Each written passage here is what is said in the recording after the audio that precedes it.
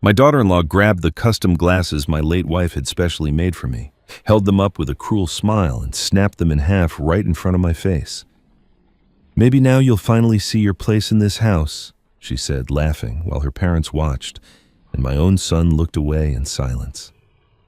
I bent down slowly, picked up the broken pieces, and said nothing. She thought she had won. She thought I was just a weak old man too broken to fight back. But what she didn't know, what none of them knew, was that my wife had prepared for this moment before she died. Those glasses weren't just glasses. They were watching. They were recording. Every cruel word, every humiliation, every scheme whispered behind closed doors had been captured, and that was only the beginning. Because when I finally revealed what those glasses contained, my daughter-in-law's smirk turned to pure terror. Her own mother abandoned her in front of everyone. My son, who had been silent for years, finally stood up and exposed her darkest secrets. And the woman who thought she could destroy me discovered that my dying wife had built an unbreakable fortress around everything she tried to steal. If you think you know where this story is going, you're wrong. There are 7 twists coming that will leave your jaw on the floor, and the ending will give you the satisfaction you've been waiting for. But you have to stay until the very last moment, because the biggest revelation comes when you least expect it. This is not just a story about revenge. This is about dignity, about a love that protects from beyond the grave, and about what happens when you push a quiet man too far. My name is Walter Bennett. I spent 40 years as a structural engineer designing bridges and buildings that would outlast the men who built them. I believed in foundations and things that endure, in the quiet strength of structures that hold weight without complaint. I never imagined that the structure I trusted most, my own family, would be the one to crumble beneath me. The morning before everything changed, I woke early as I always do and walked out to Rosemary's garden. She planted those roses the year we moved into this house, and even though she's been gone 3 years now, I tend them every day. It's my way of talking to her, I suppose. I trim the dead leaves, check the soil, whisper things I never got to say before. The cancer took her. That morning the blooms were just opening, red and white against the green, and I thought how she would have loved to see them. I adjusted my glasses, the custom frames she had made for me during her final months, and I could almost hear her voice. "These are special, Walter, more than you know. When I'm gone, they'll watch over you." I never quite understood what she meant, but I wore them every day like a promise. By evening, the house was full of noise. Madeline had invited her parents for dinner, Patricia and Frank Lowell, and the air was thick with their laughter and the clink of expensive wine glasses. I stayed mostly in the kitchen, helping where I could, trying to be useful without being seen. That's what I had become in my own home, a ghost who paid the mortgage. My son Nathan barely looked at me when I entered the dining room. He was too busy agreeing with whatever Madeline said, nodding along like a man who had forgotten he ever had a spine. Dinner was roast chicken. Madeline's favorite, though I had prepared most of it while she took credit. I sat at the far end of the table, the seat closest to the kitchen, the seat farthest from conversation. Patricia was telling some story about a vacation home they were considering, and Frank was making comments about investment properties and asset management. Madeline laughed too loudly at everything her father said. Nathan smiled on cue. I ate in silence, watching them perform for each other, wondering when exactly I had become invisible. It happened when I reached for the water pitcher. My hand brushed a wine glass and it tipped, spilling red across the white tablecloth like a wound. The conversation stopped. Madeline's face went cold the way it always does before she strikes. "Honestly?" She said, her voice sharp enough to cut glass. "Can you not do one simple thing without making a mess?" I apologized, reaching for a napkin, but she was already on her feet. She came around the table fast, and before I understood what was happening, she snatched the glasses right off my face. "These ridiculous old things," she said, holding them up. "You can barely see with them anyway. You're blind to everything, Walter. Blind to how much space you take up. Blind to how much you cost us. Blind to the fact that nobody wants you here." Then she snapped them. Right there in front of everyone. The frames cracked. The lenses popped out and shattered on the hardwood floor, and she dropped the pieces at my feet like trash. "Maybe now you'll finally see your place in this house." The room went silent. I looked at Nathan, waiting for him to say something to defend me, to remember that I am his father. He looked away. Patricia smirked into her wine glass. Frank shook his head like I was a dog who had soiled the carpet. No one spoke. No one moved. The only sound was my own breathing, slow and steady, as I bent down and picked up the broken frames. I held the pieces in my hands, feeling the weight of them, the sharp edges where the lenses had cracked, and I remembered Rosemary's words spoken from her hospital bed with a certainty I didn't understand at the time. Those glasses will protect you when I can't. Trust me, Walter. Trust Arthur. I had thought it was the morphine talking. I had thought she was being sentimental. But holding those broken frames, feeling something hard and small hidden inside the twisted metal, I began to wonder if my wife had been planning for this moment all along. I said nothing. I let them think I was broken. I let Madeline feel powerful, and Patricia feel superior, and my own son feel justified in his cowardice. But inside something shifted. Something woke up. I looked at the broken glasses in my hands, and for the first time in 3 years, I felt Rosemary beside me whispering, "Now, Walter, now it begins." That night I sat alone in the room Rosemary and I once shared, the broken glasses resting on the nightstand beside her photograph. Sleep wouldn't come. My mind kept drifting backward to the man I used to be, to the life we built together, before grief hollowed me out and left only this quiet shell behind. I picked up her picture, traced the curve of her smile with my thumb, and remembered when Walter Bennett was not a man who bent down to pick up broken things. I remembered when I was the one others looked to for strength. I met Rosemary in the summer of 1978 at a construction site in downtown Houston. She was an architect consulting on the project, and I was the young engineer everyone warned her about. "He's stubborn," they told her. "Doesn't back down, doesn't play politics." She walked right up to me that first day, blueprints in hand, and said, "I hear you're difficult to work with." I looked at her, this woman with sharp eyes and a sharper mind, and replied, "Only when people are wrong." She laughed, and that was the beginning of everything. We were married within a year, and for the next 4 decades we built a life the same way we built structures, with precision, with care, with foundations meant to last. I was not always silent.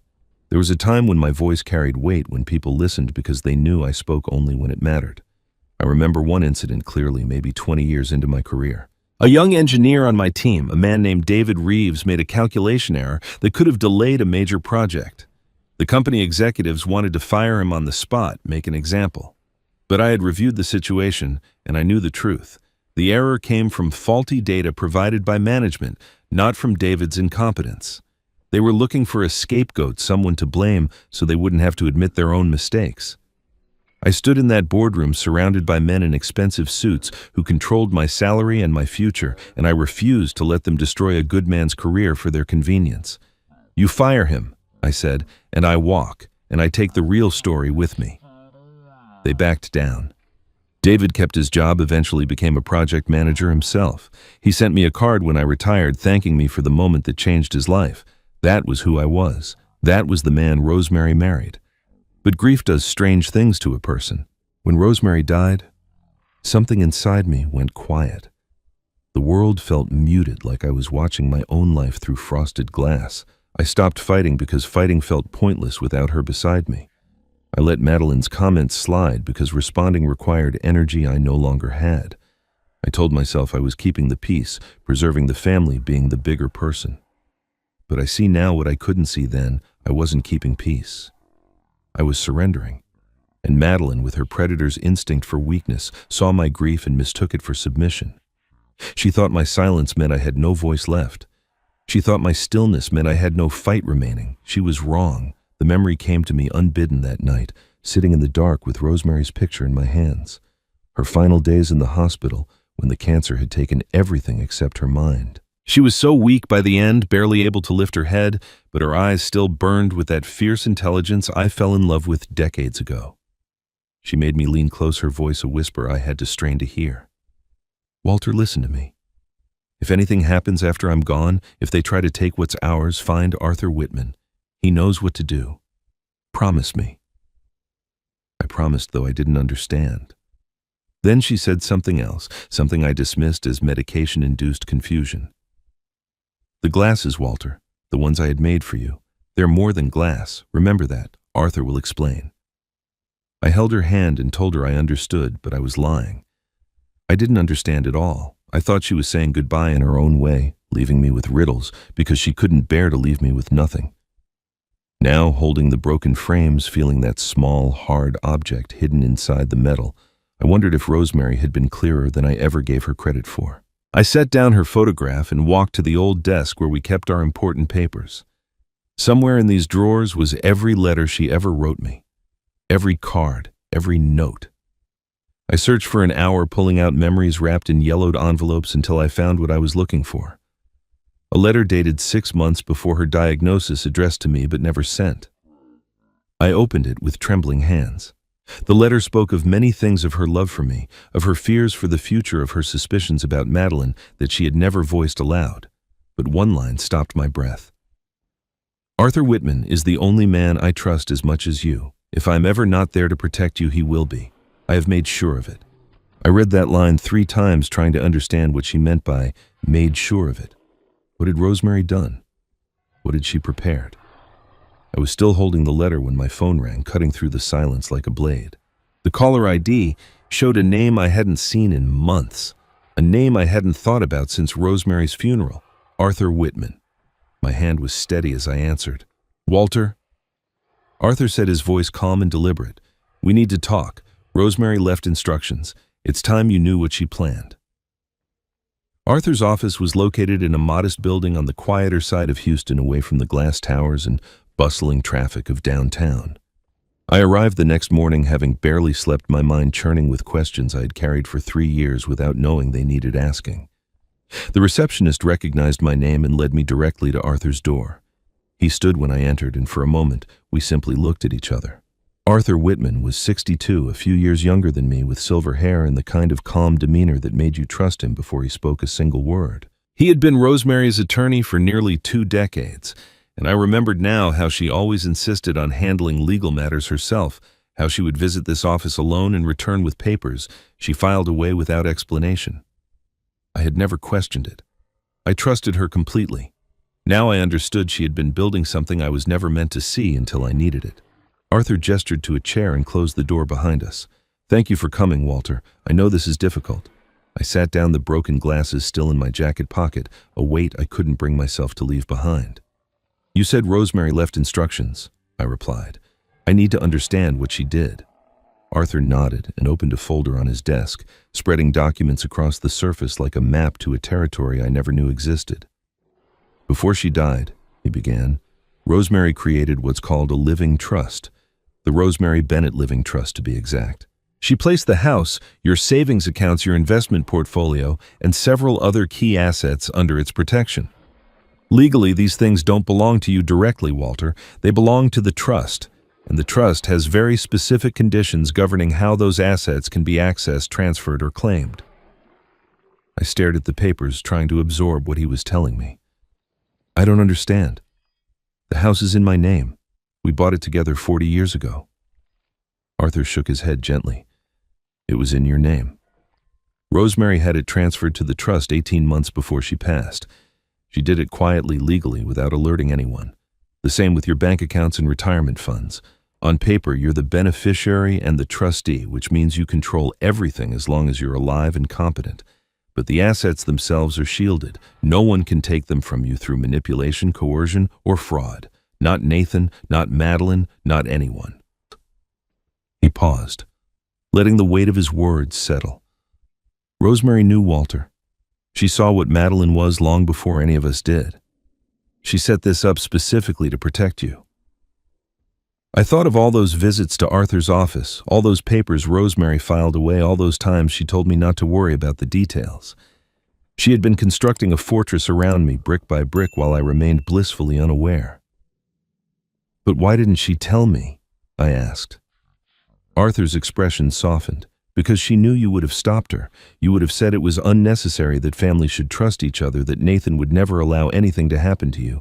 She loved you too much to let your faith in others leave you vulnerable." He leaned forward slightly. "The trust has what we call protective clauses. They remain dormant under normal circumstances. But if there's ever documented evidence of abuse, exploitation, or fraud against you, those clauses activate. Full protection. Complete asset lockdown. Anyone attempting to harm you financially or otherwise would find themselves legally exposed and entirely shut out." Documented evidence. The words echoed in my mind. I reached into my pocket and touched the broken frames, that small, hard object still hidden inside. Rosemary had thought of everything. She always did. When I returned home that afternoon, I found an unexpected visitor waiting on my porch. Patricia Lowell sat in one of the wicker chairs, a pleasant smile on her face as though she had simply stopped by for tea. I hesitated at the sight of her, remembering her smirk as Madeline shattered my glasses, but she rose gracefully and extended her hand. "Walter, I hope you don't mind. I wanted to speak with you privately." Her tone was warm, almost gentle, nothing like the cold amusement I had seen the night before. I invited her inside, wary but curious. She settled onto the living room sofa and folded her hands in her lap. "I want to apologize for last night," she said. "Madeline can be intense. She gets that from her father, I'm afraid. But I've always believed that families should support each other, especially across generations." I watched her carefully, trying to read beneath the polished surface. "What are you saying, Patricia?" She sighed, as though burdened by her daughter's flaws. "I'm saying that perhaps I should speak with her, teach her to be gentler, more patient. Our family has always known how to protect assets, how to manage wealth across generations, but management doesn't have to mean cruelty." She met my eyes with what appeared to be sincerity. "I understand you, Walter, more than you might think." For a moment, I almost believed her. Perhaps Patricia was different from her daughter. Perhaps she saw what Madeline had become and wanted to correct it. But then she added almost casually, "Family wealth requires careful management, of course. The older generation doesn't always understand the pressures the younger ones face. Sometimes they hold on too tightly and it creates conflict." The words hung in the air, and something cold settled in my stomach. I smiled and thanked her for her concern, and she left with promises to help smooth things over. But as I watched her car pull away, I couldn't shake the feeling that I had just been assessed, measured, tested for weakness. That evening, I called Arthur and told him about Patricia's visit. He listened in silence, then said quietly, "Walter, there's something else Rosemary left. A video message recorded in her final weeks. She made me promise not to show it until we had proof, until there was documented evidence of what she feared would happen." My grip tightened on the phone. "What kind of proof?" Arthur's voice was steady but serious. "The kind that would hold up in court, the kind that would activate every protective clause she put in place." He paused. "Are you sure you want to wait for them to destroy themselves? Because once this begins, there's no going back." I told Arthur I would wait. Patience had become my nature over these past 3 years, and I saw no reason to abandon it now.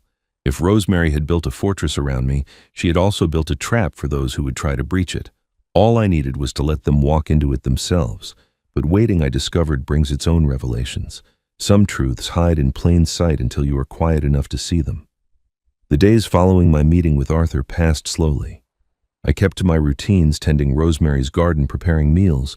No one thanked me for staying invisible in my own home. Madeline treated the broken glasses incident as settled, as though shattering something precious required no apology, no acknowledgement. Nathan avoided me more than usual, finding reasons to leave rooms when I entered, burying his face in his phone during meals. I watched him carefully now, this son I had raised, and I began to see things I had refused to see before. It was on a Thursday evening that the past came flooding back.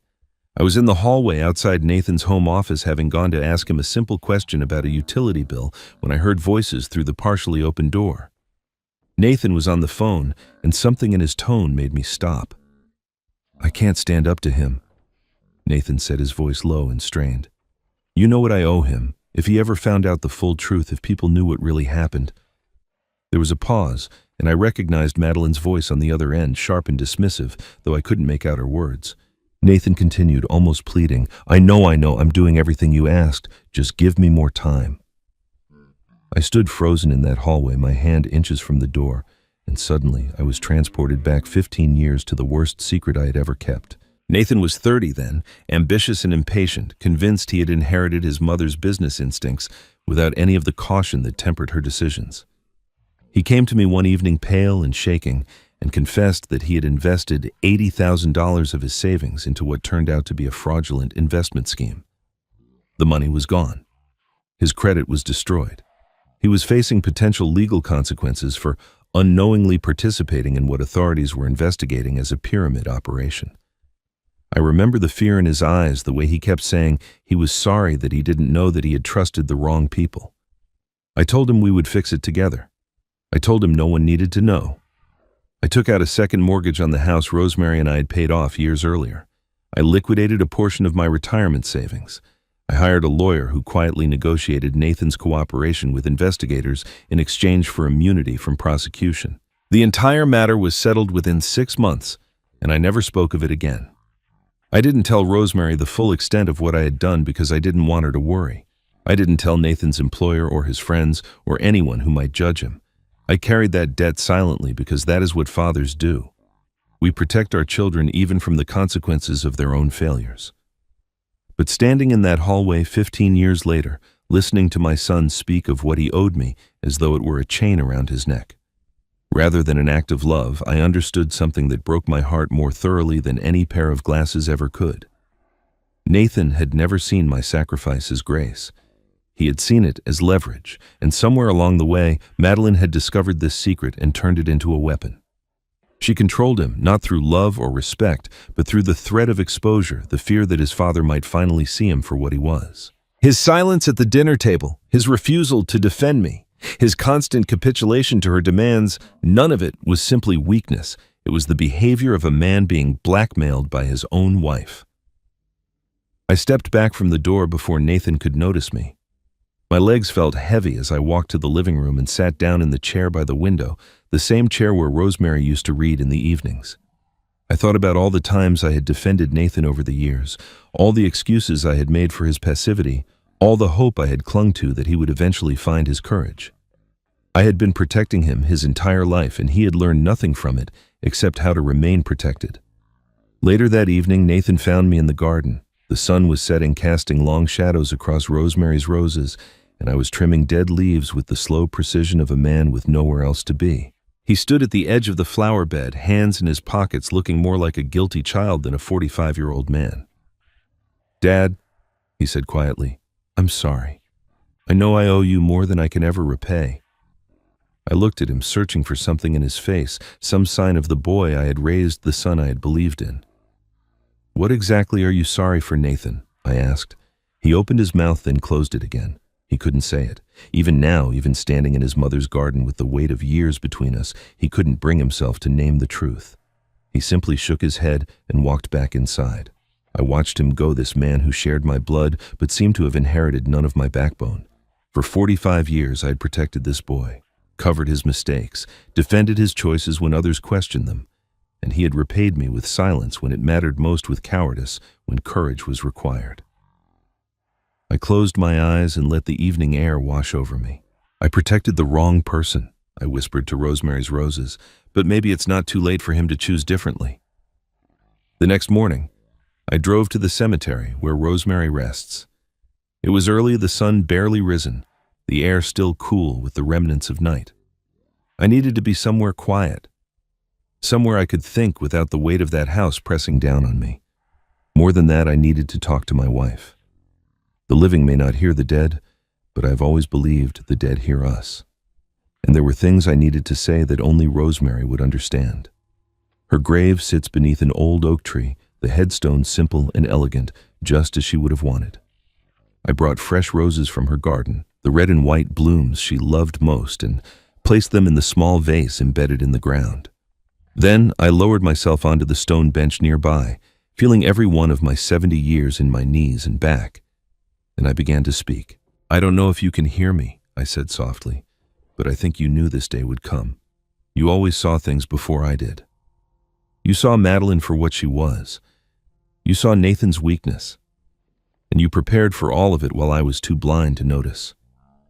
The wind stirred the branches above me, and I imagined it was her response, gentle and patient as always.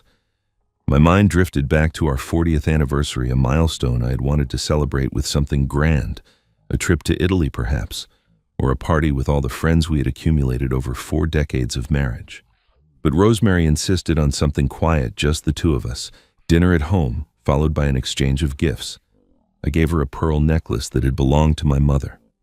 She gave me a small velvet box, and inside were the glasses, custom frames, she explained, designed specifically for my face with lenses ground to my exact prescription. I remember thinking they were handsome, but wondering why she had gone to such trouble for something so practical. She must have seen the confusion in my expression, because she took my hands and looked at me with an intensity that made my heart ache. "These are special, Walter," she said. "More than you know. Arthur helped me design them. When I'm gone, they'll watch over you." I laughed and told her she wasn't going anywhere, that we had decades left together. She smiled, but didn't argue. 3 months later, she was diagnosed with cancer. I wore those glasses every day after she passed. They became my connection to her, a physical reminder of her presence in my life. When Madeline broke them, she didn't just destroy an object. She destroyed a sacred link to the woman I loved, and I had done nothing. I had bent down and picked up the pieces like a defeated man, like someone who had forgotten what dignity meant. Sitting at Rosemary's grave, I remembered the promise I made to her on our wedding day, and again on countless occasions throughout our marriage.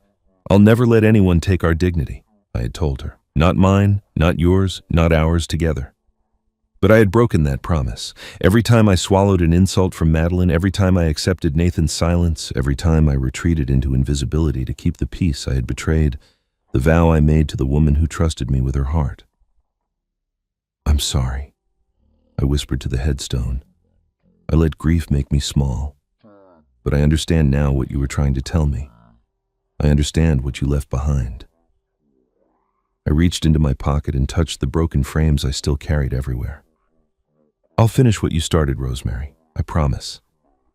My phone rang as I sat there, and Arthur's name appeared on the screen. I answered, and his voice was calm but serious. "Walter, I've been thinking about our conversation. There's something else. Rosemary left something beyond the trust documents. A recording, a video message she made in her final weeks. She was very specific about when I could show it to you." I gripped the phone tighter. "What were her instructions?" Arthur paused before answering. "She said I could only reveal it when we had documented evidence of mistreatment. She didn't want you to simply inherit her protections, Walter. She wanted you to fight for them. She wanted you to reclaim your own dignity before she stepped in to help." I closed my eyes, overwhelmed by the depth of her foresight, the layers of her planning. Even dying Rosemary had been thinking not just of my safety, but of my spirit. She knew that a man-handed victory feels differently than a man who earns it. That evening back at the house, I went through the old desk in our bedroom, the one where Rosemary kept her personal papers and correspondence. I was searching for something, though I wasn't sure what some additional piece of the puzzle she had left behind. Near the bottom of a drawer, tucked inside an envelope with my name written in her elegant script, I found a note. The paper was fragile, the ink slightly faded, but her words were clear. "The glasses see what you cannot. Arthur will explain when the time comes. Trust him as you trust me. And remember, my love, I would never leave you unprotected." I read the note 3 times, each reading revealing new meaning. The glasses see what you cannot. I had dismissed her anniversary words as poetry, as the sentimental expression of a loving wife. But Rosemary was never merely sentimental. She was precise, deliberate, strategic. If she said the glasses would watch over me, she meant it literally. If she said Arthur would explain, then Arthur held answers I had not yet thought to ask for. I folded the note carefully and placed it in my wallet close to my heart. The next morning, I returned to Rosemary's grave one final time before the day's obligations called me home. The roses I had left were still fresh, their petals catching the early light. I stood before her headstone, the wind carrying the familiar scent of her favorite blooms, and I felt something shift inside me. The grief was still there, would always be there, but it no longer weighed me down. It lifted me up. "I understand now," I said softly. "You never left me unprotected. You just wanted me to fight for myself first." The days that followed felt different. I moved through the house with new purpose, no longer drifting like a ghost, but observing like an engineer, surveying a structure for hidden flaws. Rosemary had taught me to look beneath surfaces, to question what seemed solid, to trust my instincts when something felt wrong. And something about Patricia's visit continued to trouble me. Her words had been kind, her manner sympathetic, but there was a calculation behind her eyes that I couldn't forget. She had assessed me that day, measured me, and I needed to understand why. I began organizing the old files in our home office documents that had accumulated over decades of marriage and family life. Rosemary had always been meticulous about record keeping, and after her death, I had simply added to the piles without sorting through them. Now I worked methodically, creating order from chaos, and in doing so, I discovered things that had been buried for years. Bank statements, tax returns, correspondence, all of it, telling the story of a life built on careful planning. But it was in a folder labeled Nathan and Madeline that I found what I wasn't looking for. The folder contained documents from their wedding financial records from the early years of their marriage and correspondence that Rosemary had printed and saved for reasons I never understood until now. Among the papers was an email exchange archived and forgotten dated 7 years ago. The sender was Patricia Lowell. The recipient was Madeline. I almost set it aside, assuming it was nothing more than family chatter, but Rosemary had highlighted certain passages in yellow marker. My wife never highlighted anything without purpose. The first email was from Patricia to Madeline, sent shortly after Madeline's grandmother had been moved to a nursing facility. "Don't feel guilty about Grandma," Patricia had written. "She didn't need that big house. I convinced her to sign it over because she couldn't manage it anymore. The doctors agreed she was becoming forgetful, and I simply helped her make the right decision before she made the wrong one. You'll understand someday when you need to protect your own future. The older generation holds on too tightly. Sometimes we have to help them let go." I read the words twice, feeling something cold settle in my chest. Patricia had convinced her own mother to sign over her home. She had used the woman's age and declining memory as justification for what was in plain terms manipulation. I scrolled down to Madeline's response, hoping to find shock or pushback, some indication that the woman who became my daughter-in-law had recognized the wrongness of what her mother described. Instead, I found confirmation. "I know, Mom," Madeline had written. "Grandma didn't even realize what she signed. You were right to do it before she gave everything to that charity she was always talking about. People our age have to take control before the old ones waste everything they built. They don't understand the world anymore. They don't understand value. By the time they figure out what happened, it's too late to undo it, and honestly, they're usually too confused to even try." I set the papers down and stared at the wall, my mind racing through implications I had never considered. This wasn't simply Madeline's nature, some flaw of character unique to her. This was education. This was training. Patricia had taught her daughter how to exploit the elderly, how to justify theft as protection, how to frame manipulation as mercy. The sympathy Patricia had shown me during her visit, the gentle words about understanding me, the suggestion that she might teach Madeline to be kinder, all of it was reconnaissance. She had been assessing my vulnerability, measuring how far along I was in the process of becoming her daughter's next target. I thought back to Patricia's casual comment about family wealth requiring management, about the older generation not always understanding. At the time, I had wondered if it was a slip, a hint of her true nature. Now I saw it for what it was, a philosophy. The Lowell women didn't see what they did as wrong. They saw it as necessary, as practical as the natural order of things. The young take from the old, the sharp take from the trusting. And those who object are simply failing to understand how the world works. The pattern became horrifyingly clear. Patricia had exploited her own mother. Madeline had watched and learned. Now Madeline was positioning herself to do the same to me, with Patricia advising from the sidelines, refining the approach, ensuring the family tradition continued into another generation. The broken glasses, the talk of nursing homes, the pressure on Nathan to sign documents, none of it was impulsive cruelty. It was strategy passed down like an heirloom, polished and perfected over decades. I gathered the emails and placed them carefully in a separate folder, one I would share with Arthur when the time came. Evidence, Rosemary had said. Documented evidence of abuse or exploitation. I was beginning to understand just how much documentation might already exist, buried in files and folders, waiting to be discovered by someone patient enough to look. The irony was not lost on me. Patricia and Madeline believed they were dealing with a confused old man, someone too naive to recognize what was happening, too weak to fight back.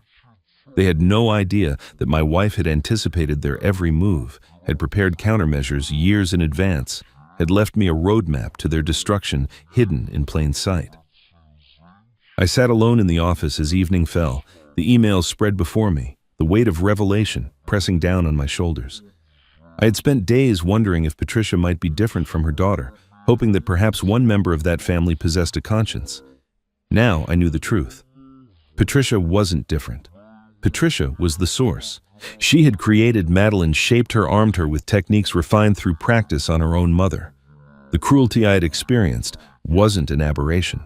It was a family business. My hands trembled as I gathered the papers, not from fear, but from something colder than anger, something more enduring. I thought of Rosemary highlighting those passages, preserving this evidence years before I would need it, knowing that someday I would sit in this chair and understand exactly what we were dealing with. This isn't just greed, I whispered to the empty room. This is inheritance. They don't see betrayal as wrong. They see it as tradition. I kept the emails hidden and said nothing. The temptation to confront Madeline, to throw the evidence of her family's corruption in her face, burned inside me like a fever. But Rosemary's voice echoed in my memory, calm and strategic as always. Don't interrupt your enemy when they're making mistakes. I'd spent my career as an engineer watching structures fail, and I knew that the most catastrophic collapses happen when pressure is applied to foundations already compromised. Madeline and Patricia believed their foundation was solid. They had no idea how many cracks were spreading beneath the surface. In the days that followed, Madeline grew bolder. My silence, which she interpreted as defeat, emboldened her to accelerate her plans. She called a family meeting one evening, gathering Nathan and me in the living room, with the air of a CEO addressing subordinates. I've been thinking about this house, she announced, gesturing at the walls Rosemary and I had painted together decades ago. It's dated. The decor is old-fashioned, depressing, really. I think it's time for a complete renovation. New colors, new furniture, a fresh start. She smiled at me with practiced sweetness. I'm sure you understand, Walter. Holding on to the past isn't healthy. I understood perfectly. She wasn't talking about paint and furniture. She was talking about erasing Rosemary from this house, removing every trace of my wife's presence, every reminder that this home belonged to someone before Madeline decided she wanted it. The rose-patterned curtains Rosemary had sewn by hand. The antique mirror we found at an estate sale on our 20th anniversary. The photographs lining the hallway, 40 years of memories preserved in silver frames. All of it would disappear under Madeline's renovation, replaced by whatever sterile modern aesthetic she deemed appropriate. But she wasn't finished. I've also been researching retirement communities. She continued, her tone shifting to concern so false it was almost theatrical. For your own safety, Walter. You're getting older and this house has stairs, sharp corners, all sorts of hazards. Wouldn't you be happier somewhere designed for people your age, somewhere with staff to help you activities, to keep you engaged? Nathan nodded along as she spoke, and I wondered if he even heard the words or simply responded to her voice like a trained animal. Later that evening, Madeline produced a stack of documents and placed them before Nathan at the kitchen table. Just some routine estate planning, she explained casually. Our financial advisor recommended we update a few things. Nothing complicated, just signatures where I've marked. Nathan picked up the pen without hesitation, without even glancing at the pages. I watched from the doorway as he signed document after document, his hand moving mechanically, his eyes never focusing on the words he was authorizing. I had seen enough legal paperwork in my life to recognize what those forms likely contained. Power of attorney provisions, healthcare directives, the kind of documents that would give Madeline control over household decisions, over my decisions, if I were ever declared incapacitated. She was building her case piece by piece, and my own son was helping her without even knowing it. I could have stopped him. I could have walked into that kitchen, snatched the papers from his hands, and demanded he read every word before signing. But I remembered what Arthur had told me about documented evidence, about protective clauses that activate only when exploitation is proven. If I intervened now, Madeline would simply find another way, a quieter way, a method I might not discover until it was too late. Better to let her believe she was succeeding. Better to let the evidence accumulate until it became undeniable. During dinner that night, I noticed something that might have escaped my attention before. Madeline refused the wine Nathan offered her, pushing the glass away with a quick shake of her head. Not tonight, she said. Nathan frowned slightly. You've been refusing alcohol a lot lately. Are you feeling okay? Madeline's expression flickered, something unreadable passing across her face before she composed herself. I'm fine, just watching my health. She changed the subject quickly, steering the conversation toward her renovation plans, but I filed the observation away. Small details matter. Rosemary taught me that. As the evening wound down, Nathan mentioned casually that he had purchased a new phone. The technology keeps changing, he said, scrolling through screens with mild frustration. I'm still learning to use all these apps, voice memos, cloud storage, things I need for work. He showed me the recording function, explaining how easy it was to capture conversations, meetings, anything worth remembering. I nodded politely and said nothing, but something stirred in my mind. Nathan, with a recording device. Nathan, who still looked at me with guilt in his eyes. Nathan, who might someday need to make a choice about which side of this conflict he truly belonged to. I watched my son sign those papers, pen moving across each page like a man signing his own surrender. He didn't read a single word. He didn't ask a single question. He simply trusted his wife because trusting her was easier than thinking for himself. I could have stopped it. I could have warned him. But some lessons only land when the student discovers the cost themselves. A week passed before Arthur called me to his office again. His voice on the phone carried an urgency I hadn't heard before, a tension beneath his usual calm that told me something significant had developed. I drove across town with the broken glasses in my pocket, a habit I couldn't seem to break, and found him waiting at his desk with a thick folder open before him. The expression on his face confirmed what I had suspected: the situation was escalating faster than either of us had anticipated. "I've been doing some investigating." Arthur began, gesturing for me to sit. "Quietly through channels Rosemary helped me establish years ago. Financial advisors, legal contacts, people who notice when certain documents get filed." He slid the folder across the desk toward me. "Madeline has been busy, Walter, very busy." I opened the folder and found a collection of records, copies of forms, financial statements, correspondence.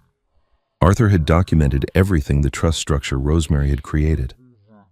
Madeline's recent inquiries into the property value of my home, the documents Nathan had signed without reading. But it was the final item that stopped my breath. "She's contacted a doctor," Arthur said quietly. "A psychiatrist who specializes in cognitive evaluations for elderly patients. She's building a case to have you declared mentally incompetent." He let the words settle before continuing. "If she succeeds, if a court grants her guardianship over you, she controls everything. Your finances, your healthcare decisions, where you live. The trust protections Rosemary put in place would be challenged, possibly overturned. You would become, legally speaking, a child in her care." I stared at the doctor's name on the document, a specialist in geriatric psychiatry whose practice catered to families seeking to manage aging relatives. The same tactic Patricia had used on her own mother. The same playbook refined and repeated across generations. "How far along is she?" I asked. Arthur shook his head. "Early stages. She's gathering evidence, documenting incidents, probably keeping notes on anything she can spin as confusion or instability. The broken glasses incident, your quiet behavior, your withdrawal from family activities. All of it can be framed as cognitive decline if she finds the right expert willing to support her narrative." The irony was almost unbearable. My silence, which I had chosen as a strategy, was being used against me. My patience was being reframed as passivity. Everything I had done to avoid confrontation was becoming evidence that I was losing my mind. 2 days later, Madeline organized a small family gathering, an excuse to show off the renovation samples she had collected. Patricia and Frank attended, inspecting fabric swatches and paint chips as though they were already decorating their daughter's inheritance. I stayed in the corner watching, waiting, and I noticed something I hadn't expected. Patricia pulled Madeline aside near the kitchen, her voice low, but not quite low enough to escape my hearing. "You're pushing too hard, too fast," Patricia murmured, her expression tight with concern. "These things take time. If you rush, you make mistakes. Be careful." Madeline dismissed her with a wave of her hand. "I know what I'm doing, Mother. He's practically handing it to us." Patricia's jaw tightened, but she said nothing more. For the first time, I saw doubt in her eyes. Not moral doubt, but strategic doubt. She wasn't worried about what they were doing. She was worried about how they were doing it. After the gathering, I returned to Arthur's office with the broken glasses. He had asked to examine them more closely, and I had finally agreed. I watched as he held the frames up to his desk lamp, turning them slowly, studying the construction with the focus of a man who knew exactly what he was looking for. "Rosemary had these custom-made," he said carefully, "through a friend of mine who specializes in security equipment. Surveillance technology mostly, corporate clients, high-net-worth individuals who need protection without visibility." He paused, adjusting his grip on the twisted metal. "Did she ever explain to you what was inside these frames?" I shook my head, my heart beginning to pound. "She said they would watch over me." I thought she was being poetic. Arthur's expression was unreadable as he held the broken frame up to the light. Something small glinted inside the metal, barely visible. tiny lens no larger than a grain of rice embedded in the joint where the temple met the front piece. "Walter," Arthur said slowly, his voice heavy with implication, "do you know what a covert recording device looks like?" I stared at the tiny lens glinting in the broken frame, my mind struggling to comprehend what Arthur was showing me.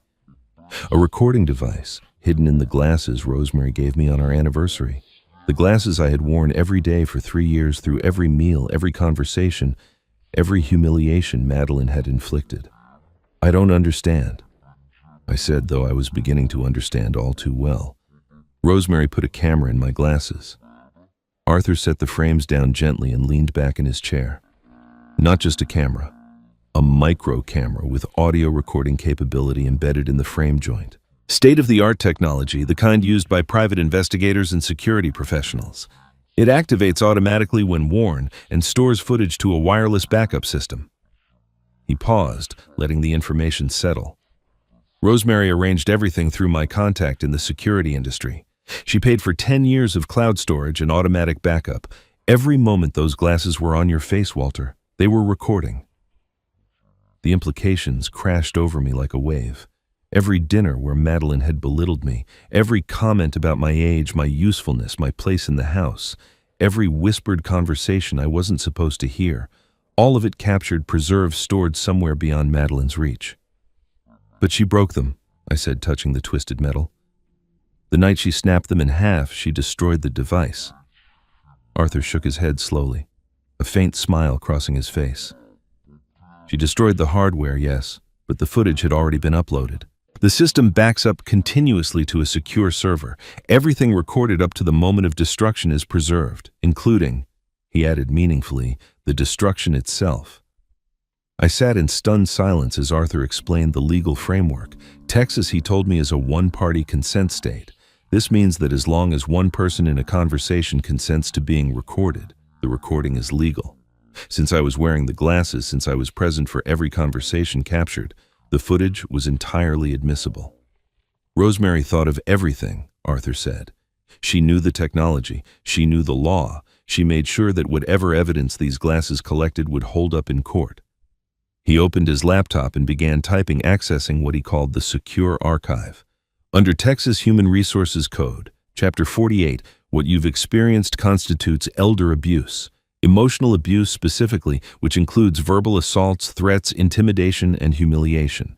The footage shows a pattern of behavior designed to isolate you, demean you, and ultimately strip you of your autonomy."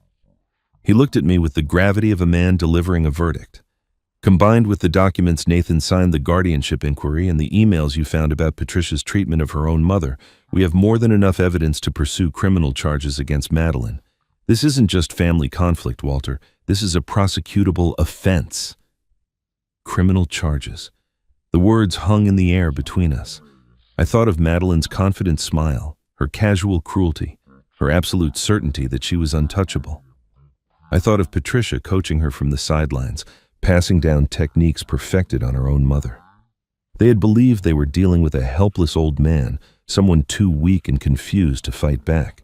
They had no idea that my dying wife had turned my everyday eyewear into a silent witness, capturing every crime they committed against me. But I felt no triumph, no satisfaction. What I felt was awe deep and humbling at the woman I had been married to for 40 years. Rosemary had known this day would come. She had seen Madeline's true nature long before I had recognized the threat while I remained blind to it. And instead of warning me, instead of creating conflict that might have torn our family apart while she was still alive, she had quietly prepared. She had built defenses I would only discover when I needed them most. She had protected me from beyond the grave. "She was always watching over me," I said softly, more to myself than to Arthur. "Even when I thought I was alone, she was there." Arthur nodded, his expression gentle. "She loved you more than you know, Walter. This wasn't paranoia or obsession. This was a woman who understood exactly what her family would face after she was gone and who refused to leave you defenseless." Arthur turned the laptop toward me. "I think you should see some of the footage," he said carefully. "Not all of it, not yet, but enough to understand what we have." He clicked a file, and suddenly I was looking at myself on screen, sitting in the living room of my own home, the familiar surroundings rendered strange by the angle of the hidden camera. The timestamp showed a date from 3 weeks ago, an ordinary evening I barely remembered. Then Madeline's voice cut through the speakers, sharp and contemptuous. "You're nothing but a burden, Walter. Do you know that every day you shuffle around this house taking up space, eating food you didn't pay for, breathing air that would be better used by someone who actually contributes? When you're gone, no one will even notice. Nathan certainly won't miss you. He'll be relieved. We all will." On screen, I watched myself sit motionless, absorbing the words without response. I remembered that moment now, remembered the cold weight of her contempt settling over me like a shroud. I had said nothing because I believed silence was wisdom. I'd endured because I thought endurance was strength. Arthur paused the footage. "There's hours more," he said quietly. "Weeks of similar incidents. The night she broke the glasses is all there, every word she said, every moment of the destruction. It's comprehensive, Walter. It's damning." I closed my eyes, overwhelmed by the collision of grief and gratitude crashing through my chest. Rosemary had captured it all. Every insult, every threat, every attempt to diminish me. She had known I would need proof, and she had made sure I would have it. "Thank you," I whispered, though I wasn't sure if I was speaking to Arthur or to the woman I had lost 3 years ago. "Thank you for never giving up on me." I left Arthur's office that evening with a new understanding of the battlefield I was standing on. The footage changed everything. It transformed my position from a vulnerable old man defending himself against accusations of incompetence to a documented victim of systematic abuse. But evidence alone wouldn't be enough. Rosemary had taught me that structures need time to settle, that pressure applied too quickly causes collapse in unpredictable ways. I needed Madeline to continue making mistakes, to dig her hole deeper while believing she was building a fortress. So I did something she never anticipated. I disappeared. Not physically, not dramatically. I simply stopped being useful. The next morning, I didn't wake early to tend Rosemary's garden. I didn't prepare breakfast or start the coffee or sort the mail that accumulated by the door. I didn't remind Nathan about the utility bills coming due or mention that the kitchen faucet had been dripping for a week. I showered, dressed, and left the house before anyone else woke up. I spent the day at the public library downtown, reading newspapers and engineering journals, rediscovering the quiet pleasure of a mind engaged with ideas rather than survival. When I returned that evening, the breakfast dishes were still in the sink. The mail was still unopened, and Nathan was staring at a past due notice with bewilderment on his face. The pattern continued for days. I stopped cooking entirely, stopped cleaning, stopped performing any of the invisible labor that had kept the household functioning. I rose early and left, returning only to sleep in the room that had once been mine and Rosemary's. I took my meals elsewhere, sandwiches from a deli near Arthur's office, soup from a cafe beside the library.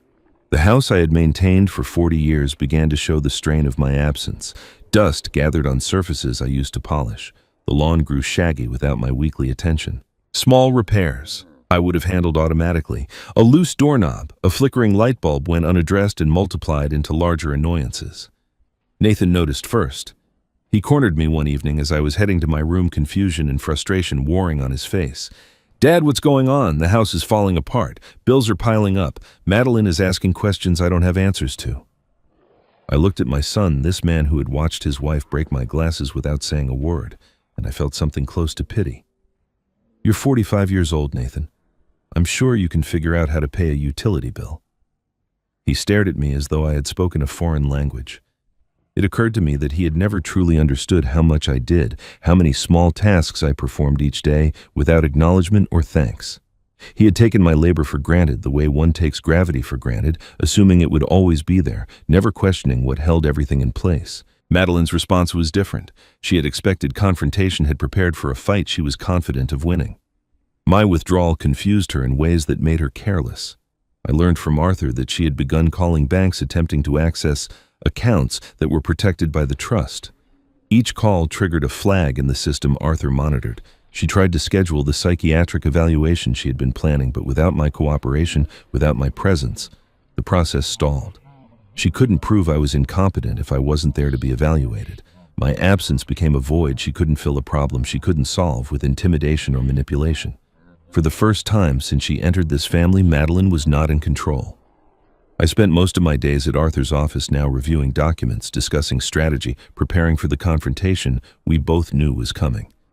It was during one of these visits that I noticed something I had overlooked before. Arthur kept a photograph on his desk, a picture of Rosemary from decades ago before I knew her. She was young in the image, perhaps 25, laughing at something outside the frame. I had seen the photo many times, but never really looked at it. Now I saw the way Arthur glanced at it when he thought I wasn't watching, the softness that crossed his face, the way his hand sometimes drifted toward the frame before pulling back. "You knew her well," I said one afternoon, breaking a comfortable silence. Arthur looked up, his expression carefully neutral. "Rosemary was my client for many years. We worked closely together." I held his gaze. "That's not what I asked." He was quiet for a long moment, weighing something in his mind. Then he said very carefully, "We knew each other before you did, Walter. A long time ago in another life." He didn't elaborate, and I didn't press. But something passed between us in that moment, an acknowledgement of depths I had not yet explored. There were layers to my wife's past, to her relationship with this man, that I was only beginning to understand. The confrontation came on a Thursday evening. I returned to the house later than usual and found Madeline waiting in the living room, her arms crossed, her face tight with barely contained fury. "Where have you been?" she demanded. "What do you think you're doing, disappearing every day, neglecting this house, leaving Nathan to deal with everything?" I looked at her. This woman who had broken my glasses and called me a burden, who had plotted to have me declared incompetent, who had learned cruelty at her mother's knee. I felt no anger anymore, only a vast, quiet certainty.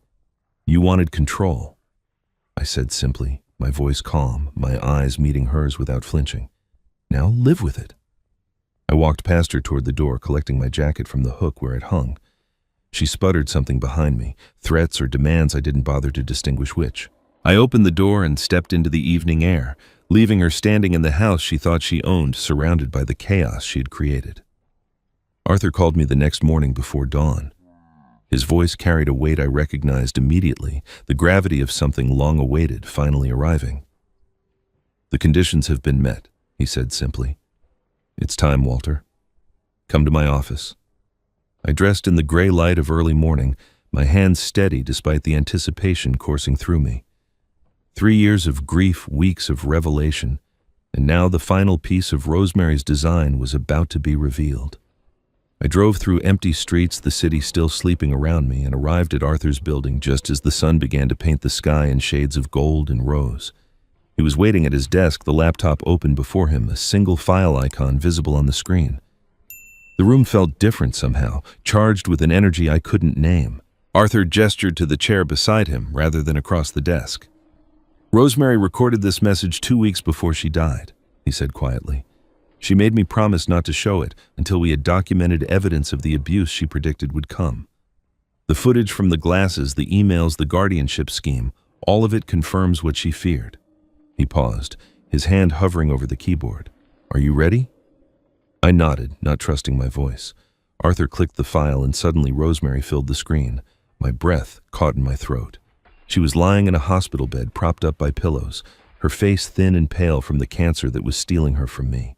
But her eyes, those sharp, loving eyes that had seen me through 40 years of marriage, they were clear and fierce, burning with an intensity that transcended her failing body. I gripped the arm of my chair, overwhelmed by the simple miracle of seeing her move, hearing her breathe, watching the subtle expressions I had memorized across a lifetime together. "My love," she began, her voice weaker than I remembered, but steady nonetheless. "If you're watching this, then I was right about Madeline. I'm sorry I never told you what I saw. I know you, Walter. I know your faith in family, your belief that love can transform anyone. I didn't want to destroy that faith. I didn't want to hurt you with suspicions you would have dismissed as the fears of a sick woman." She paused, gathering strength. "But I couldn't leave you unprotected either, so I prepared." Tears were already forming in my eyes, but I couldn't look away. Rosemary continued, her gaze seeming to reach through the screen and find me directly. "I knew from their wedding day, Walter. I watched Madeline during the ceremony and I saw it clearly. She didn't love Nathan. She loved what our family represented, the security, the assets, the future she could extract from us. I saw how she looked at our home, how she cataloged our possessions, how she smiled at you with calculation behind her eyes. I wanted to be wrong. I prayed I was wrong. But I've never been wrong about people, and I knew I wasn't wrong about her." She shifted slightly in the bed, wincing at some pain she was trying to hide. Everything is in the trust, my love. The house, the savings, the investments, all of it protected under structures Arthur helped me design. Madeline signed documents when she moved in, agreeing to terms she never read because she assumed they were formalities. Those terms include provisions for what happens if you are ever mistreated, exploited, or abused. If she has violated those terms, and by now she surely has, she loses everything. Every claim she thought she was building, every scheme she was constructing, it all collapses the moment we invoke the protective clauses. I was weeping openly now, tears streaming down my face, but they weren't tears of sadness. They were tears of awe, of gratitude, of a love so profound it had survived death itself. My wife, dying in a hospital bed, had spent her final weeks not grieving, but fighting. She had built a fortress around me with her last breath, constructed defenses I would only discover when I needed them most.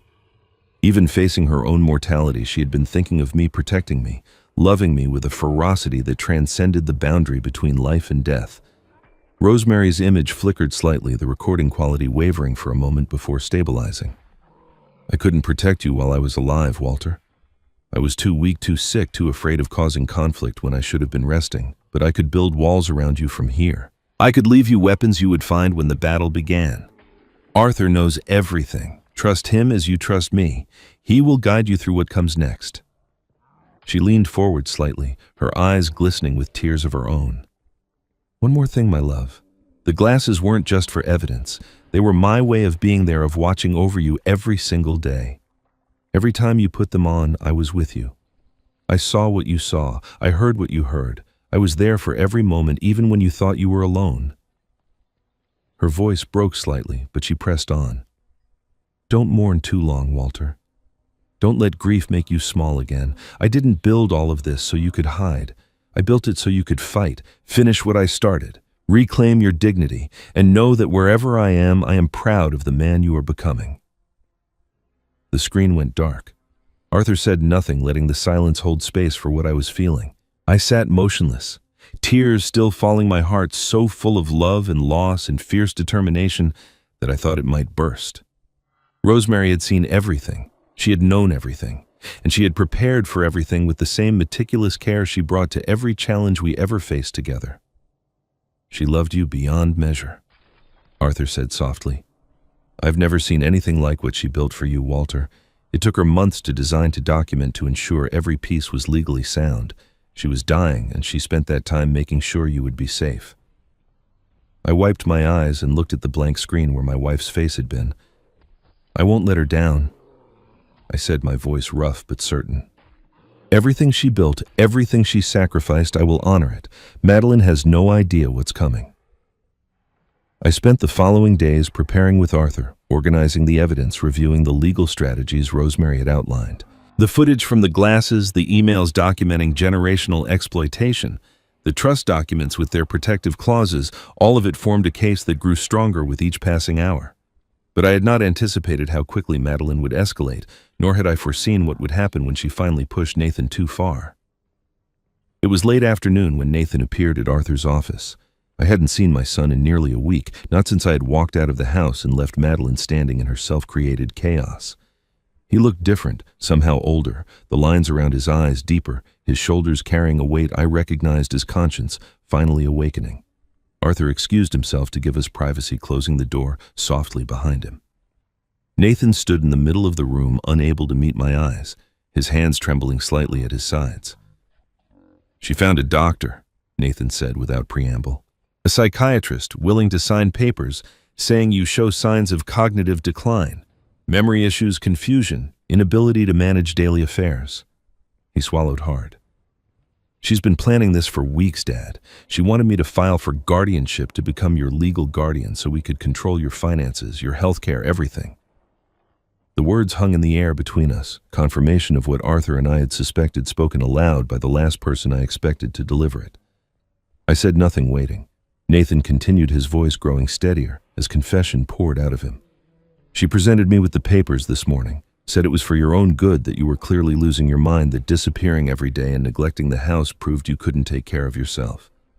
She had everything prepared, the doctor's evaluation, the court forms. All I had to do was sign. He finally looked at me, and I saw tears forming in his eyes. She put the pen in my hand, Dad. She stood over me and told me to sign, and I almost did. I almost let her make me do it. What stopped you? I asked quietly. Nathan's face crumpled. Mom? I heard Mom's voice in my head clear as if she was standing right there. The last thing she ever said to me before she died. She made me promise Dad. She held my hand and looked right into my eyes and said, "Never let anyone take your father's dignity. Whatever happens after I'm gone, protect him." I forgot that promise. I buried it under fear and weakness and Madeline's constant pressure. But standing there with that pen in my hand, I finally remembered. He reached into his pocket and pulled out his phone. There's something else, something Madeline doesn't know. He set the phone on Arthur's desk and opened an app, the voice memo application he had mentioned weeks ago when he was learning to use his new device. I've been recording our conversations for the past 10 days. Every time she talked about you, about the house, about her plans, it's all here. He pressed play and Madeline's voice filled the room, sharp and impatient. The doctor is ready to sign off. All we need is Nathan's signature as petitioner and the old man becomes our responsibility. We can move him to a facility within the month, sell the house by summer. He won't even understand what's happening by then. Another recording followed Madeline coaching Nathan on what to say to the judge if questioned. Then another her laughing about how easy it was to find medical professionals willing to diagnose whatever you paid them to diagnose. Each clip was a nail in the coffin she had been building for me, now repurposed for her own burial. Nathan stopped the playback.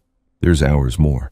Everything she said about the guardianship, the fake doctor, her plans to put you away. I recorded it all. He looked at me with something desperate in his expression, a plea for forgiveness he didn't know how to ask for directly. When I refused to sign, she lost control. Started screaming that she would file the papers herself, that she didn't need me, that I was as useless as you were. And then he paused, something shifting in his face. She got sick. Right in the middle of her tirade, ran to the bathroom and vomited. I've noticed it happening more often lately, the nausea, the fatigue, the way she's been avoiding alcohol for weeks. My heart contracted. Nathan, is she? He nodded slowly. I asked her directly. She didn't deny it. She's pregnant, Dad. She's carrying my child, and she still wanted me to help her destroy you. The weight of that revelation settled over both of us. A grandchild. Rosemary's blood continuing into another generation, but growing inside a woman who had just tried to have me declared incompetent and institutionalized. Nathan straightened some of the weakness I had seen in him for years, finally beginning to recede. I'm not signing anything. I told her that. She threatened me, said she would expose what happened 15 years ago, the money I lost, the shame of it. I told her I didn't care anymore. I told her I would rather face that shame than betray my father again. He moved toward the door, then turned back. She's going to come after you harder now, Dad. She knows I'm not on her side anymore. But I have the recordings. I have proof of everything she planned, and I'm not going to look away this time. I stood and crossed the room to where my son waited. For a moment, we simply looked at each other, all the years of disappointment and distance and unspoken hurt passing between us. Then I put my hand on his shoulder. Your mother would be proud of you, I said. It took longer than she hoped, but you finally remembered who you are.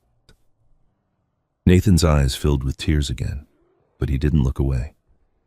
I'm going to make it right, Dad. Whatever it takes. He opened the door and stepped out. Phone in his pocket, his mother's voice echoing in his mind. I watched him go, this son who had finally chosen to stand, and I felt something I hadn't felt in years. Hope that the man I raised might still exist beneath all those layers of fear and compromise. Hope that Rosemary's faith in him had not been entirely misplaced. Madeline scheduled the family meeting for Sunday afternoon, sending formal invitations as though she were hosting a charity gala rather than orchestrating my destruction. She invited her parents, a handful of neighbors she had cultivated as witnesses, and even the family accountant, people she believed would lend credibility to the guardianship petition she planned to present as a compassionate family decision. She chose the living room of the house Rosemary and I had built together, arranging chairs in a semicircle facing the fireplace where she would stand and deliver her performance. She had no idea that Arthur and I had been preparing for this moment for weeks, that Nathan had already made his choice, that every piece of her carefully constructed scheme was about to collapse around her. I arrived early, taking my usual seat by the window, the same chair where Rosemary used to read in the evenings. The guests filtered in over the next half hour, Patricia and Frank settling into positions of prominence near the front, the neighbors exchanging awkward pleasantries, everyone sensing that something significant was about to unfold. Nathan came in last, his face carefully neutral, his phone resting in his jacket pocket. He caught my eye briefly and gave an almost imperceptible nod. We were ready. Madeline began her presentation with practiced concern, speaking of her worry for my well-being, my recent erratic behavior, my withdrawal from family life. She painted a picture of a confused old man wandering the streets, neglecting his responsibilities, possibly suffering from early dementia. She referenced the doctor she had consulted, the professional opinion that I might no longer be capable of managing my own affairs. She proposed with great reluctance and heavy heart that the family consider a guardianship arrangement with herself and Nathan as co-guardians to ensure I received the care I deserved. Several of the neighbors nodded sympathetically. Patricia watched with the cool approval of a mentor observing a student's final exam. The doorbell rang. Madeline frowned clearly, not expecting additional guests. Nathan moved to answer it, and a moment later Arthur Whitman walked into the living room. He carried a leather briefcase and wore the calm expression of a man who had been waiting a very long time for this moment. "My apologies for the interruption," he said, his voice carrying clearly across the room. "I'm Arthur Whitman, legal representative for the Rosemary Bennett Living Trust. I believe this gathering concerns my client's interests, and I have documentation that should be presented before any decisions are made." Madeline's composure flickered. "This is a private family matter. You have no right to be here." Arthur smiled politely. "On the contrary, the trust grants me explicit authority to intervene in any proceedings that threaten the beneficiary's welfare. And I have evidence that suggests this meeting is not what it appears to be." He opened his briefcase and withdrew a laptop, setting it on the coffee table and turning it so the screen faced the assembled guests. "What I'm about to show you was recorded over the past several months by a device Mrs. Rosemary Bennett had installed before her death. Texas is a one-party consent state, and Mr. Bennett was present for all conversations captured. This footage is legally obtained and fully admissible." He pressed play. The room watched in growing horror as scene after scene unfolded on the screen. Madeline berating me at dinner, calling me a burden, telling me no one would notice when I was gone. Madeline breaking my glasses, her voice sharp and cruel as she told me to learn my place. Madeline discussing finances with Nathan, her contempt for me barely concealed. The footage was comprehensive, devastating, and undeniable. Several of the neighbors shifted uncomfortably in their seats. The accountant stared at Madeline with dawning disgust. Patricia's face had gone very still. When Arthur stopped the playback, Nathan stood. "There's more," he said, his voice steady despite the tension in his shoulders. He pulled out his phone and opened the voice memo app. "My wife has been planning this guardianship scheme for months. She found a doctor willing to fabricate a diagnosis. She coached me on what to say to the court. She talked about selling this house before my father even understood what was happening." He pressed play, and Madeline's voice filled the room again, this time from recordings made just days ago.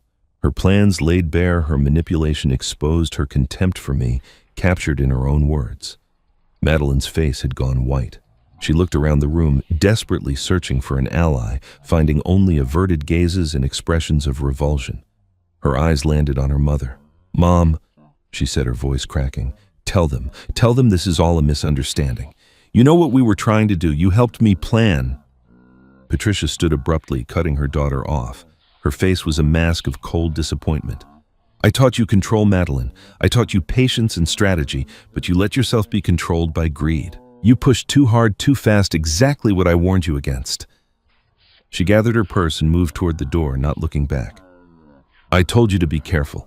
You didn't listen. You made this mess. Clean it yourself." Frank rose and followed his wife without a word, his face tight with the embarrassment of a man whose investment had publicly failed. The neighbors began making excuses, gathering their things, desperate to escape the wreckage of what they had witnessed. Within minutes, the room had emptied of everyone except Arthur, Nathan, Madeline, and me. She stood alone in the center of the floor, surrounded by chairs that had held her witnesses, her supporters, her carefully assembled audience. All of them gone, all of them turned away. "This isn't over," Madeline hissed, her voice trembling with fury and fear. "I'll fight this. I'll tell everyone these recordings were faked, manipulated. No one will believe." Everyone already believes, Arthur interrupted calmly. They saw your face when you heard your own voice. They watched your mother abandon you. The evidence is overwhelming, Mrs. Bennett, and it will only grow stronger as we proceed with our legal response to your guardianship petition. I had remained silent throughout the confrontation, watching the structure Madeline had built crumble exactly as Rosemary had predicted it would. Now I spoke, my voice quiet but carrying clearly in the devastated room. It was never about the glasses, Madeline. It was about what you revealed when you thought no one was watching. Every word you said, every scheme you constructed, every cruelty you inflicted, you did it believing you were invisible, untouchable. But Rosemary saw you. She always saw you. And now everyone else does too. The days following the family meeting moved with the strange momentum of an avalanche. Once the first stone had shifted, everything else followed with unstoppable force. Arthur worked quickly, filing formal charges with the county district attorney's office before Madeline could mount any kind of defense or counter-narrative. Elder abuse under Texas Human Resources Code. Chapter 48. Attempted fraud through the falsified guardianship petition. Conspiracy to falsify medical documents. The psychiatrist who had agreed to sign papers diagnosing my cognitive decline found himself reported to the Texas Medical Board, his license under review, his reputation in ruins before he even understood what had happened. Arthur was thorough in ways that reminded me of Rosemary, methodical and precise, leaving no loose thread unpulled. The legal proceedings would take months, Arthur warned me, but the immediate consequences were already devastating. Madeline's world collapsed with remarkable speed. The neighbors who had attended the family meeting talked as neighbors always do, and within a week, the story had spread through every corner of our community. The woman who had positioned herself as a devoted daughter-in-law, caring for her aging father-in-law, was now exposed as a predator who had schemed to have him institutionalized and stripped of his autonomy. Friends who had once admired her ambition now crossed the street to avoid her. Professional contacts stopped returning her calls. The real estate agency where she worked placed her on indefinite leave pending the outcome of the criminal investigation.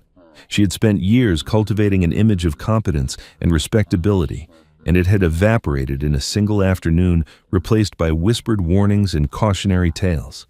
Don't be like Madeline Bennett. Don't let greed make you stupid. Patricia and Frank disappeared entirely, retreating to whatever comfortable distance wealthy people maintain when scandal threatens to splash onto their carefully curated lives. I heard through Arthur that Patricia had already begun telling anyone who would listen that she had always had concerns about Madeline's judgment, that she had tried to counsel moderation, that she couldn't be held responsible for a daughter who refused to listen. The woman who had taught Madeline to exploit the elderly was now rewriting history to protect herself, sacrificing her own child to preserve her reputation. The apple, I realized, had not fallen far from the tree. It had simply fallen into a spotlight Patricia had been careful to avoid. Nathan moved through these days like a man waking from a long illness. He stayed in the house, though Madeline had effectively abandoned it, retreating to a hotel while she consulted lawyers and plotted whatever defense she thought she could mount. The marriage was over in every way that mattered. Whatever documents remained unsigned, whatever legal formalities awaited the partnership they had built, was as broken as the glasses Madeline had shattered weeks ago. Nathan didn't speak much about it. He didn't need to. I watched him moving through rooms that had once belonged to his mother, touching objects Rosemary had chosen, and I saw something shifting behind his eyes. He was remembering who he used to be before fear and compromise had hollowed him out. One evening, he found me in the garden tending Rosemary's roses as the sun set behind the oak trees. He stood beside me for a long moment, neither of us speaking, the only sound the gentle rustle of leaves and the distant call of birds settling for the night. Then he said quietly, "I should have done this years ago. I should have stood up when it mattered. I should have protected you the way you always protected me." I didn't look at him. I just kept working the soil, feeling the earth cool beneath my fingers. "You're here now," I said. "That's what matters." It wasn't forgiveness, not entirely. Some wounds take longer to heal than others. But it was a beginning. Arthur came by later that week to review the status of the legal proceedings. We sat in the living room, the same room where Madeline had planned her triumphant guardianship announcement, now quiet and still. He outlined the charges, the timeline, the likely outcomes. Madeline faced potential prison time if convicted, though more likely she would accept a plea deal that would spare her incarceration in exchange for restitution and probation. The trust protections Rosemary had established remained fully intact. The house, the savings, everything was secure. I had won. But sitting there listening to Arthur describe the systematic destruction of a woman who had once been part of my family, I felt no triumph, no satisfaction, only a deep bone-weary exhaustion and a sadness I couldn't quite name. I didn't want to destroy her, I said, finally interrupting Arthur's legal summary. He looked at me with understanding in his eyes. I know, Walter. I stared at Rosemary's photograph on the mantel, her smile frozen in time, her eyes somehow still watching over me. I just wanted to stop being destroyed. That night, after Arthur left and Nathan retreated to his room, I sat alone in the quiet house with Rosemary's photograph in my hands. The battle was over. The evidence had been presented, the allies had scattered, the schemes had collapsed. I had won. But victory, I realized, tastes different when it comes at the cost of your son's marriage and a family you once hoped would love you. I held my wife's image close and whispered into the darkness. Was this what you wanted, Rosemary? Was this the ending you planned? The photograph offered no answer, only silence and the weight of everything that had been lost along the way. A week passed before I made my decision. Arthur had laid out my options with his usual precision, explaining that the trust gave me absolute authority over the next steps. I could evict Madeline from the house immediately, forcing her onto the streets with nothing but the consequences of her own actions. I could press the district attorney to pursue maximum charges, ensuring she faced years of legal battles and potential imprisonment. I could strip away every protection, every mercy, every second chance, and watch her life crumble the way she had planned to crumble mine. I held all the cards. For the first time since Rosemary died, I had complete control over my own fate and the fate of those who had tried to destroy me. But something kept me from playing those cards, something beyond strategy or wisdom, or even the exhaustion that had settled into my bones. Nathan came to me one evening, his face drawn with a weight I recognized as impending fatherhood colliding with moral catastrophe. He sat across from me in the living room, the same chairs where so much had already been decided, and confirmed what I had suspected since the family meeting. The pregnancy is real, Dad. I went with her to the doctor yesterday. She's 3 months along. It's definitely mine. He paused, struggling with words that seemed inadequate for the complexity of what he was feeling. I don't know what to do. I don't know how to be a father to a child whose mother tried to have my own father institutionalized. I looked at my son, this man who had finally found his courage after decades of hiding from it, and I thought about Rosemary. I thought about the grandchild she would never meet, the continuation of her bloodline growing inside a woman who had tried to erase her memory from this house. I thought about what my wife would have wanted, what she would have counseled if she could speak to me from wherever she was watching. Rosemary had built walls around me, but she had never been cruel. She had prepared weapons, but she had never sought destruction for its own sake. She believed in consequences, yes, but she also believed in redemption. She would not have wanted her grandchild to pay for sins committed before they were even born. I asked Arthur to arrange a meeting. Madeline arrived at the house looking smaller than I had ever seen her, the confidence that had defined her stripped away, replaced by something that might have been fear or might have been calculation. I could no longer tell the difference with her. Perhaps there was no difference. She sat on the edge of a chair, her hands clasped over her still flat stomach, and waited for me to pronounce her sentence. I don't forgive you. I began, my voice steady and clear. I may never forgive you. What you did, what you planned to do, it was beyond cruelty. You tried to take everything from me, including my own mind. I saw her flinch at the words, but I continued without pause. However, the child you're carrying is part of Rosemary. That child is my grandchild, the only grandchild I may ever have, and I will not punish an innocent life for your sins. I laid out the terms Arthur and I had drafted. 6 months of demonstrated change, mandatory counseling with a therapist of Arthur's choosing, complete transparency in all financial matters, regular accountability meetings where she would answer for her actions and show evidence of genuine transformation. If she complied, the criminal charges would be reduced to probation. If she failed, if she showed any sign of returning to her old patterns, the full weight of the law would fall upon her without mercy. Madeline listened in silence, tears beginning to stream down her face. Whether they were tears of relief, tears of manipulation, or tears of some genuine emotion she had buried beneath years of scheming, I couldn't say. Perhaps even she didn't know. I turned to Nathan, who had been standing near the doorway throughout my pronouncement. And you, I said, meeting his eyes directly. You can stay or go. That's your choice to make. But if you stay as my son, not as her excuse. You don't get to hide behind her anymore, and she doesn't get to use you as a shield. You choose who you want to be, Nathan. Not tomorrow. Today. Nathan nodded slowly, something resolving in his expression. I'll stay dad, not for her, for the family we should have been all along. Madeline looked at me, tears still falling, her voice barely a whisper. Why? After everything I did, why would you offer me anything at all? I looked at this woman who had caused me so much pain, who had schemed and manipulated and very nearly succeeded in destroying me, and I answered the only way I could.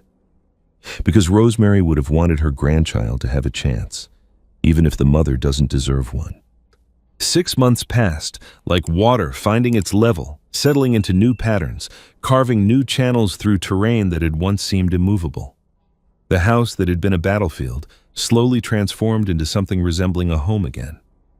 Madeline complied with the terms I had set grudgingly at first, then with something approaching genuine effort as the months wore on. She attended her counseling sessions without complaint, submitted to the financial transparency Arthur required, and conducted herself with a civility that, while never warm, at least acknowledged the boundaries she had violated. Her belly grew round with the child she carried, my grandchild, Rosemary's legacy, continuing into a future none of us had anticipated. I watched her, sometimes this woman who had caused so much pain, and I searched for signs of the predator she had been. What I found instead was a person diminished, humbled, possibly even changed. Whether the transformation was genuine or merely another performance, only time would tell. But I had learned to wait. Patience. Rosemary had taught me reveals everything eventually. Nathan and I rebuilt our relationship one conversation at a time, one shared meal at a time, one quiet evening in the garden at a time. We didn't speak much about what had happened. We didn't need to. The past was a country we had both escaped from, and dwelling there served no purpose. Instead, we talked about the future, about the baby coming, about the kind of grandfather I hoped to be, and the kind of father he was determined to become. He had changed in ways I hadn't thought possible, the weakness that had defined him for so long, replaced by a steadiness that reminded me of who he used to be before Madeline, before fear, before all the compromises that had nearly cost us both everything. He would never be the son I had imagined, but he was becoming the son he was meant to be. That was enough. I reclaimed my life in pieces, like a man reassembling a structure that had collapsed. I tended Rosemary's garden every morning, nurturing the roses she had planted, talking to her as I always had. But I no longer spoke only of grief and loss. I told her about the baby coming, about Nathan's progress, about the small victories and quiet joys that filled my days. I began volunteering at a senior center downtown, offering guidance to others facing situations like mine, people whose families had turned against them, whose trust had been exploited, whose dignity had been stripped away by those who should have protected them. I couldn't undo what had happened to me, but I could help others navigate their own battles. It gave me purpose beyond survival, meaning beyond revenge. Arthur came by one afternoon in late spring when the roses were blooming their brightest and the Texas heat was still gentle enough to enjoy. We sat on the porch together, two old men watching the day unfold, comfortable in a silence built over months of shared purpose. After a long while, Arthur spoke, his voice carrying a weight I had never heard from him before. Walter, there's something I never told you. Something I should have said a long time ago. I turned to look at him, waiting. His eyes were fixed on some distant point, seeing something beyond the garden, beyond the years. Rosemary and I were in love once, he said quietly. A long time ago, before she met you. We were young, both just starting our careers, and I thought she was the most remarkable woman I had ever known. I wanted to marry her. I was certain she felt the same. He paused, the memory clearly painful, even after so many decades. Then she met you, and everything changed. She chose you, Walter. Without hesitation, without regret. She told me that you were the man she was meant to be with, and I had to accept it. His voice broke slightly. I respected that choice for the rest of my life, but I never stopped loving her. I let his words settle in the warm afternoon air. Then I said something that clearly surprised him. I know, Arthur. She told me years ago. She said you were the only man she had ever loved before me, and the only man she trusted as much as me. I saw the shock in his eyes, the realization that Rosemary had kept no secrets from either of us. That's why she gave you the trust, the video, all of it. because she knew you would protect me. Not for my sake, but for hers. Arthur's composure finally cracked. Tears spilled down his weathered cheeks, the grief of decades breaking through the dam he had built around it.